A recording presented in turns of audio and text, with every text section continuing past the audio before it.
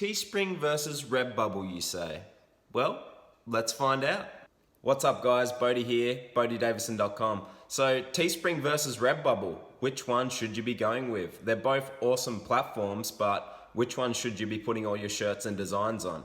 Well, that's an excellent question that we'll get into in this video. So thanks to everyone who's subscribing, who's commenting. I'm loving to talk to you guys. It's been awesome. Everyone who's liking the videos, you guys are the real MVP. You're helping me grow the channel and therefore be able to make a bigger impact in helping people create some wealth for themselves online. So thanks so much. Let's get into it.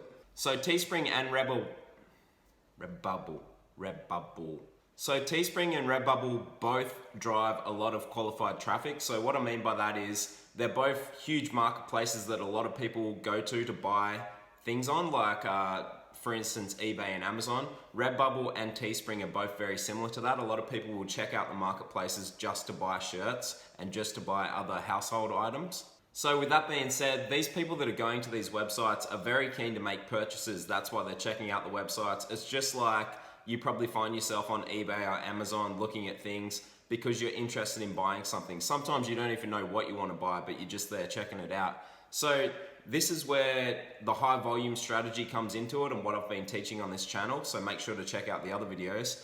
And that is that you want to have heaps of shirts on heaps of different websites. So the strategy is to have so many designs and post them on all of these print-on-demand websites. So you should be on Redbubble and Teespring. So it's not Redbubble versus Teespring or Teespring versus Redbubble. It's actually both of them and then even more. So you want to get onto Merch by Amazon, you want to get onto Teechip, you want to get onto Sunfrog, and there's a few others as well. So you really want to be on all of these. You want to be building up your social medias and you want to be driving traffic to all your listings.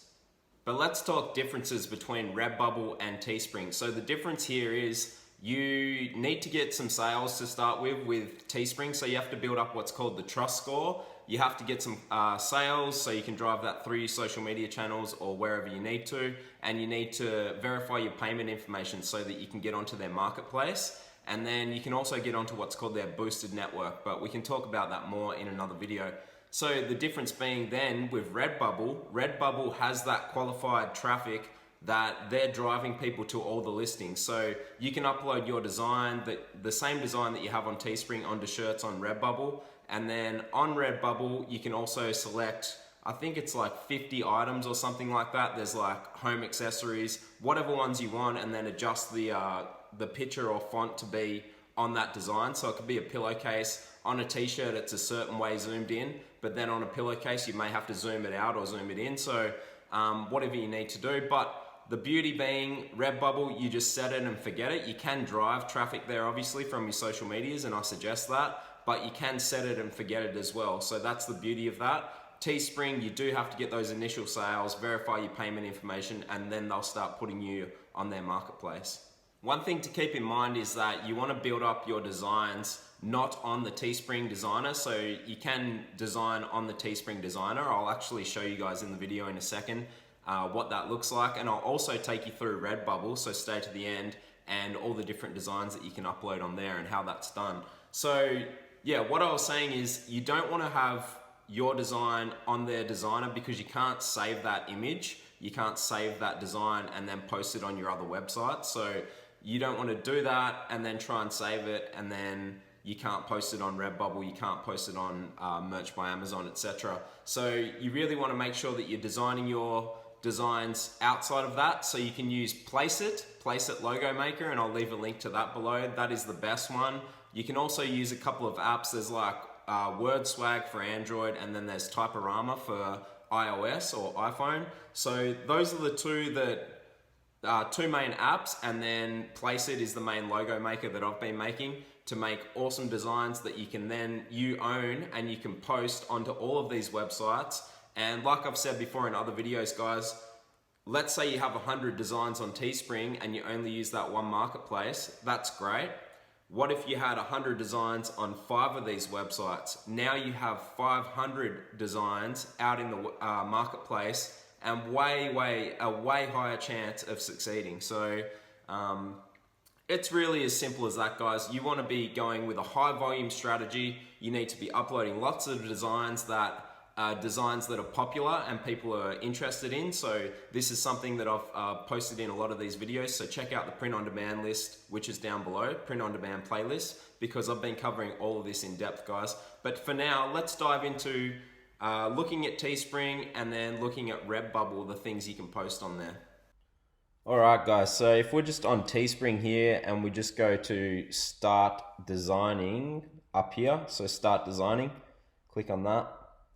And I just want to show you the Teespring designer that's on the site. So it's pretty cool. If we just choose something, so let's just go with this, and we'll just go with the classic t-shirt, and we're going to go sell.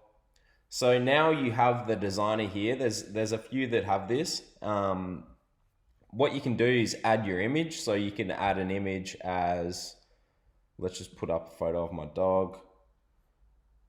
Or you can add text here. So, you know, Hershey, which is my dog's name.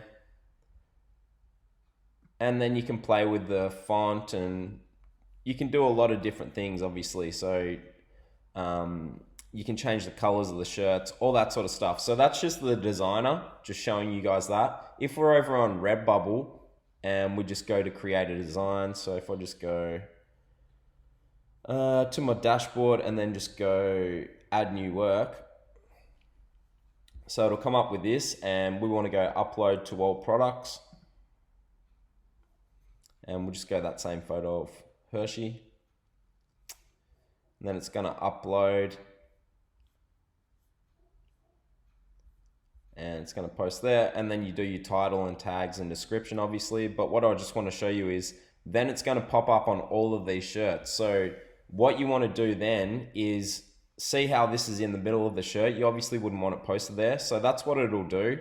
It'll come up on the shirts, but you'll have to adjust where it is on each product to where you want it to be. So on the phone case, that doesn't look too bad, I guess. On stickers, what it's going to look like. On a dress, you would move that up.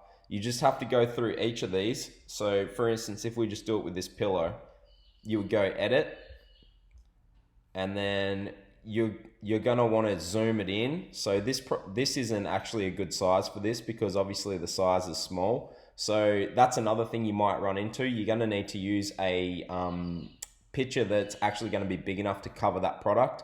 Otherwise, I wouldn't really bother posting on that product. That doesn't look so bad, but I would prefer if it was full, like the full length of the pillow. But yeah, just showing you guys that. So obviously there's another good example. If you had it like that, that's very small for such a big item. It's not going to look good. It wouldn't look so bad on a cup or a mug. So you would just select the products that you think that it's actually going to be, that it's going to look good on. So if we wanted to put it on the mug, you would just click enabled, and now that's going to show up when you go through and post it all. So it gives you so many options here, guys, which is a cool thing about Redbubble, and you can set it and forget it, as I said.